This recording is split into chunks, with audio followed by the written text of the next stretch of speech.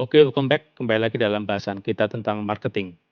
Pada video course ini, kita perlu memahami hubungan antara perencanaan strategis dan inisiatif pemasaran sebuah perusahaan. Sekarang, apa sebenarnya yang Anda pahami dengan perencanaan strategis? Sebuah perusahaan umumnya membuat rencana jangka panjang, rencana tahunan, dan rencana strategis. Tugas utama rencana strategis adalah mengawasi keseluruhan arah bisnis dan memastikan bahwa tujuan dan kemampuan organisasi beradaptasi dan sesuai dengan peluang pasar yang berubah.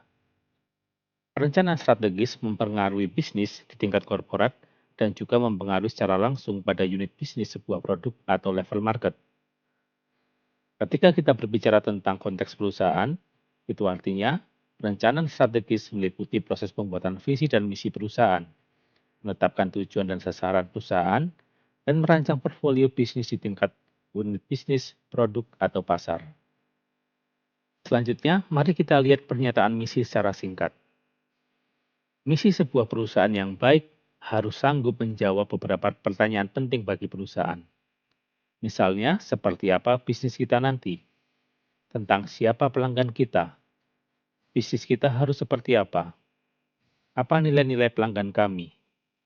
Nah, misi sebuah perusahaan seharusnya dapat menjawab pertanyaan-pertanyaan tersebut. Jadi pada dasarnya, misi adalah pernyataan yang menyebutkan tujuan suatu organisasi, siapa pelanggan potensialnya, produk apa yang ditawarkan, dan lain sebagainya. Pernyataan misi kita harus berfungsi dengan baik dalam membimbing seluruh perusahaan. Ingatlah bahwa pernyataan misi dapat berorientasi produk atau berorientasi pasar. Contohnya, ada perusahaan yang misinya menjadi perusahaan berorientasi produk, dan mereka ingin menjual pizza atau burger kepada para pelanggannya untuk mendapatkan keuntungan. Dalam misi berorientasi produk, perusahaan mencoba untuk lebih menekankan pada penawaran produk mereka sendiri tanpa melihat kebutuhan pasar. Seperti yang Anda lihat di sini, ini adalah pernyataan yang sangat sempit yang dapat menyebabkan miopia pemasaran untuk bisnis. Kita sudah membahas apa itu miopia pemasaran pada video course sebelumnya. Jadi seharusnya sebuah bisnis malah harus fokus pada misi berorientasi pasar yang memperhitungkan kebutuhan dan keinginan pelanggan. Jadi, pernyataan misi yang baik membantu menciptakan tujuan dan sasaran perusahaan. Kemudian, perencanaan strategi sebuah perusahaan hendaknya melibatkan perancangan portfolio bisnis. Sekarang, apa sebenarnya yang Anda pahami dengan portfolio bisnis? Portfolio bisnis adalah kombinasi dari produk, pelayanan, atau unit bisnis strategis yang membuat sebuah perusahaan dapat terbentuk atau berdiri. Nah, perencanaan portfolio bisnis terdiri dari dua langkah utama. Pertama, kita harus melakukan analisis portfolio bisnis saat ini. Setelah kita berhasil melakukan analisis tersebut, kita akan dapat mengetahui di mana perusahaan harus meningkatkan investasi, mengurangi investasi, atau mungkin menghentikan investasi sepenuhnya. Yang kedua, kita harus menemukan berbagai strategi pertumbuhan dan mungkin juga perampingan yang akan mempengaruhi portfolio bisnis masa depan untuk sebuah perusahaan. Sekarang mari kita lihat dua langkah ini. Langkah pertama adalah menganalisis portfolio bisnis saat ini. Metode yang banyak digunakan untuk menganalisis portfolio saat ini adalah menggunakan matriks pangsa pertumbuhan BCG. Metode ini dibuat oleh Boston Consulting Group yang merupakan perusahaan konsultan manajemen terkemuka. Metode ini menyatakan tingkat pertumbuhan pasar membantu mengukur potensi pasar. Hal yang menarik bagi perusahaan adalah mencari pasar yang berkembang pesat, karena pasar seperti itu memiliki pengembalian atau promising return yang menjanjikan investasi dalam jangka panjang. Di sisi lain, pangsa pasar relatif mengacu pada kekuatan daya saing perusahaan dalam pasar itu. Sekarang mari kita lihat diagramnya. Bintang atau star adalah unit bisnis strategis yang menikmati pangsa pasar yang kuat dalam industri yang berkembang pesat, yang cenderung menghasilkan uang tunai dalam jumlah besar karena pangsa pasarnya besar. Tetapi, bintang juga membutuhkan lebih banyak investasi dari perusahaan untuk melawan persaingan dan mempertahankan pertumbuhan. Sebaiknya perusahaan yang sukses harus memiliki beberapa bintang dalam portfolio mereka. Selanjutnya, mari kita lihat cash cow atau sapi perah. Cash cow atau sapi perah adalah produk atau unit bisnis dengan pertumbuhan rendah dan pangsa pasar yang tinggi, yang menghasilkan banyak uang untuk perusahaan. Produk yang masuk kategori sapi perah tidak memerlukan investasi yang signifikan. Jadi, uang investasi itu dapat dialihkan ke tempat lain. Kemudian ada dogs atau anjing. Anjing adalah unit bisnis dengan pangsa pasar kecil di pasar yang sudah menurun trennya karena bisnis ini menghasilkan cukup uang hanya untuk menghidupi unit bisnis itu sendiri. Produk yang masuk kelompok dogs tidak terlalu menarik bagi investor. Lantas, question marks atau tanda tanya. Yang masuk kelompok ini adalah unit bisnis dengan pangsa pasar rendah di pasar dengan pertumbuhan tinggi. Unit bisnis atau produk seperti ini mungkin membutuhkan banyak uang tunai hanya untuk mempertahankan eksistensi mereka.